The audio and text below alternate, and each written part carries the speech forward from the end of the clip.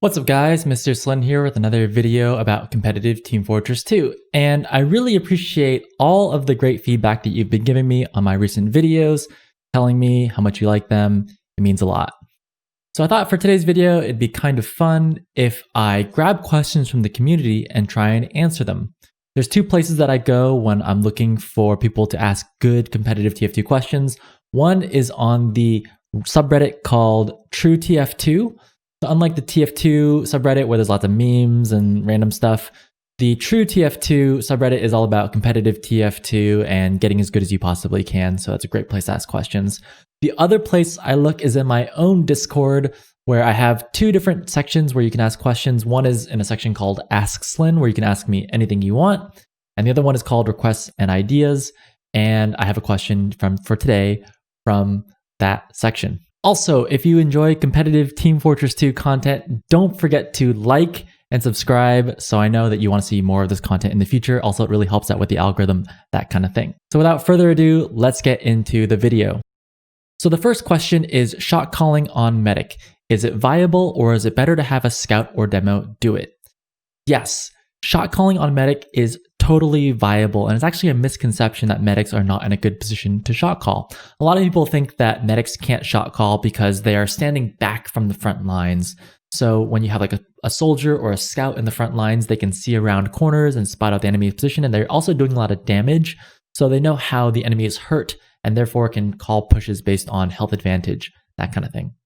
But medics also have a lot of information about their team that no one else on the team really has or doesn't have to the same degree that medics do. Medics are really great at keeping track of the health of their team as well as the uber advantage. So a lot of times the medic is healing his teammates up, and he knows how hurt everybody is, or maybe he just crit healed everybody and therefore he knows everyone's really healthy. So when you're paying really close attention to those damage calls from your teammates, like, oh, that guy's hurt or they're really damaged, then you kind of know as a medic, like, hey, actually, they're taking a lot of damage and our team's not, because everyone's really buffed up, everyone's looking really good. So you can call a push based off of health advantage. You can also call a push as a medic based off of uber advantage. So you might know that your team has a 20% uber advantage or a 40% uber advantage, or maybe it might be at disadvantage and therefore needs to run away. This is key information. Now, medics are not the only players on the team that can track uber advantage. Lots of players on the team can and should be tracking uber advantage. And so, it's not something that only medics can do, but medics are the class that know the uber advantage the best. They should be the ones that are dedicated to tracking that. And so when you have that information, that can be really helpful in reminding your team, like, hey, we have uber advantage, we should go for a push. I think scouts and demo men are good potential classes for shot calling, and actually multiple classes can shot call and should shot call. It's interesting, on the top teams, you'll have multiple shot callers, and everyone has like shot calling strengths and weaknesses based on what information they have. And so I think demo men are really great for when they do a lot of damage to the enemy team, then they know that they can call for a push. And scouts are really great if they can get certain key picks, or they can look ahead and kind of see where the enemy team is positioned. They'd be like, oh, they're playing really far back or they're playing really close, and you can call certain information based off of that as well. For example, you as a scout might know, like, hey, the flank is really weak, or maybe the main choke point is really weak. You can kind of see where the enemy team is positioned, and depending on where they are, you kind of know which choke points they are covering and which choke points they are not covering, and therefore you can kind of exploit that. But I would say, generally speaking, as a medic, you're with the core of the team. You're surrounded by your teammates all the time. And so you have a really good sense of what's going on. And I think medics are a fantastic class for shot calling. Next question, when to use the other metagun over stock as the medic? I've been playing TF2 for 1 month now and have been using the stock metagun as medic, but I want to use the other metaguns too. So in which situation should I use the Kritzkrieg, Quick Fix, and the Vaccinator over stock? So I'll go ahead and answer this question, although in 6v6 TF2 right now, both the Quick Fix and the Vaccinator are banned. So if you're playing in traditional 6v6, you can only use the stock metagun and the Kritzkrieg. And generally speaking, the stock metagun is the better of the two for 98% of situations. So whenever you're watching like a high-level invite game, you'll typically see them just using the stock metagun only. The Kritzkrieg, sometimes you'll see them break it out typically as a surprise attack. So when the enemy's not expecting it, you can like crits and kill a couple people and give your team a man advantage before the enemy team can pop their Uber. Or you'll see it when both medics die at the same time. If one of the teams wants to get aggressive, they'll go to Kritzkrieg and then try and build that Kritzkrieg because it builds a little bit faster than the normal Uber. Then you can get that Kritzkrieg first and again use it as an attack before the enemy team can pop their Uber off. So I think those situations are pretty niche though, and generally speaking, they're not high percentage plays, whereas the stock metagun is genuinely good in all situations at all times. The Kritzkrieg tends to only be good in like kind of these like aggressive scenarios. So if you're playing defense, not necessarily a good idea to be running the Kritzkrieg. And so therefore, I would just stick with the stock metagun, especially if you're a new medic getting into the game. If you run the stock metagun the entire time, you're going to be doing just fine. In fact, I use the stock metagun like pretty much all the time. If you're playing other game modes such as Highlander, or maybe you're playing casually in a pub, then you might consider using the Quick Fix and the Vaccinator. Just know that those two guns are pretty inferior to the other two guns that I just talked about. So why is it that those weapons are banned? That's kind of a complicated discussion for maybe another day, but I would generally be saying the Quick Fix is good with small numbers of players, but worse with larger numbers of players. So let's say you're using the Quick Fix and there's only like 2 or 3 people next to you, then the fact that you're not dealing out these constant buffs is okay. But as you scale and you want more people on your team, let's say there's 10 people on your team, you're going to want those larger buffs that last longer. So that way your teammates aren't coming to you for buffs all the time. If you have these kind of like smaller buffs that you're giving out, they expire faster and gives your team less of a health advantage than if you use the stock metagun. So generally speaking, larger teams use the stock. Smaller team sizes, I'm talking like 3 to 4 people, you might consider using the Quick Fix. I think there's an opportunity there potentially, but one of the downsides to Quick Fix is that when you pop that Quick Fix, it's not as strong as just being straight up invulnerable.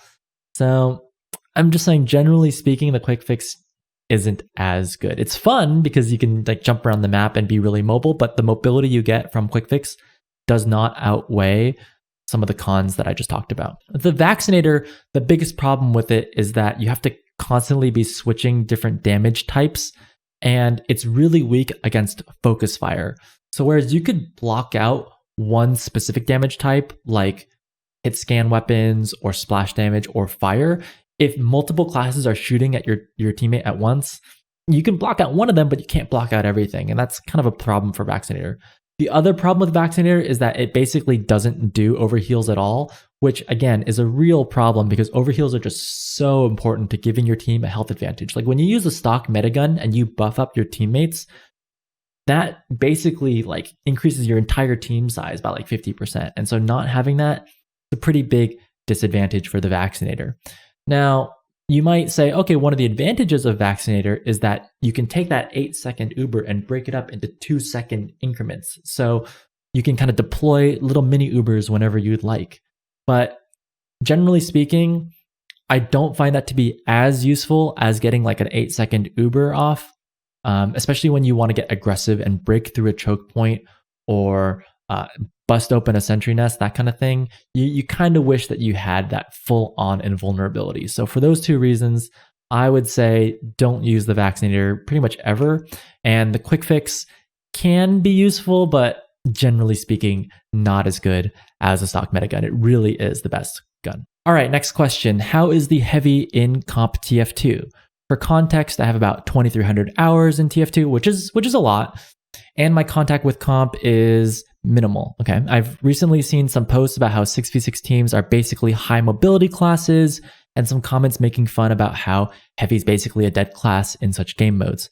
How true is this? In casual mode, heavy is an absolute wrecking machine. And even though I've never played comp, I expect that class to be completely ganked. That is a really great assessment of heavy, and why heavy is really bad is because, as anyone will notice, the highest mobility classes do the best in 6v6, especially at the highest levels of the game.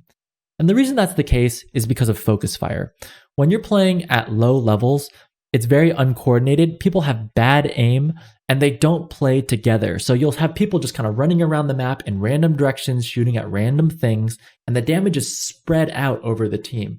So a high health class like heavy really does well in these 1 versus 1, maybe even 1 versus 2 situations on casual games because nobody is focus firing down that heavy. In higher level games, everybody knows how to focus fire. Everyone knows how to play together as a unit. You have comms, so people say, focus that heavy down, or they say, shoot that soldier out of the sky, that kind of thing. Everyone is just shooting at the same stuff. And so a heavy that can't move but has high health doesn't really do as well because everyone just shoots straight at the heavy, just focuses him down, and he basically melts. It's a real problem for heavies. And because you're slow, you have a hard time getting away from these situations where these high mobility classes can swarm you and just get on top of you. You can't really run away as a heavy. That's a big problem. The other problem that the heavy has is that his minigun is basically a short range weapon. And that poses a problem because all the other classes have these long range tools. So you think about Demo Man and Soldier, they can basically spam you from long range outside of your minigun range. Whereas a heavy can't really fight back. So he's forced to kind of hiding in these close quarter combat areas and popping out at the most opportune times to do damage. You'll find that in casual games, if you use the minigun at long range, you can kind of get people down low, but at higher levels, when people are playing with buffs and they're playing with heals, then it's really hard to do like 3 damage at a time from long range and kill somebody.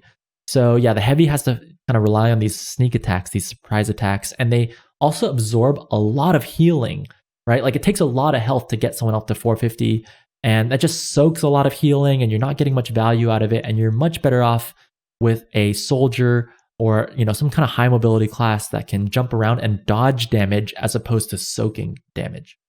So for that reason, heavy's pretty bad in competitive TF2. Also, it doesn't help that the heavy has a really slow loadout, so it doesn't get to middle very quickly. I think the only times that you'll see heavies really being viable is when you're defending last point near your spawn, because you don't have to roll out. You just you're on your last point, so you just pull out the heavy, you stand next to the point, and then after the fight is over, you can go back into spawn and switch on to any class that you want. All right, this last question comes from my Discord, which asks, I've had this idea on my head for a while now, but I've been thinking about more game modes in the competitive scene and more viability and uses for other classes. I know of the generalist and specialist roles that the classes take, and by the way, if you haven't seen Funky's video about it, definitely go see that video because he really breaks this down. But yes, there's generalist roles and specialist roles, and okay, going on, I feel like while I love sixes, it restricts and dumbs down classes like the engineer, who normally can be a great supportive asset to this team.